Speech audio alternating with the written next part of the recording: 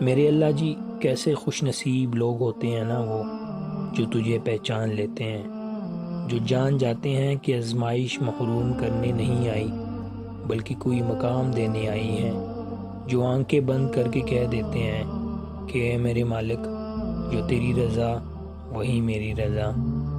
رشک آتا ہے مجھے ان لوگوں پر جو رب پہ اندھا یقین رکھتے ہیں، جو عقل سے آگے دلجو رکھتے ہیں، جو دلیل سے آگے عشق کو رکھتے ہیں۔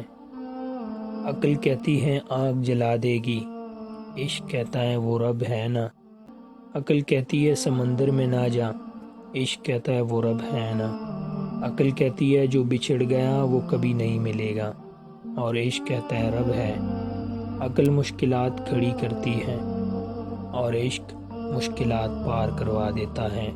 مجھے حضرت ابراہیم علیہ السلام کی اللہ سے محبت پہ رشک آتا ہے کہ جب جبرائیل علیہ السلام نے کہ اے ابراہیم آپ کو اپنے رب سے کچھ کہنا ہے، تو جواب آتا ہے کہ کیا میرا رب میرے حال سے واقف نہیں؟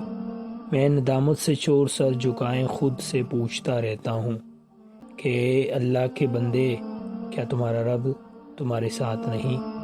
ان حالات میں تو ایک پرزور ہاں تو ہوتی ہے جو مجھے احساس دلاتی ہے کہ یہ چاہے سب کچھ چھین لے مگر میرا رب میرے اللہ سے رشتہ کیسے چھین سکتے ہیں۔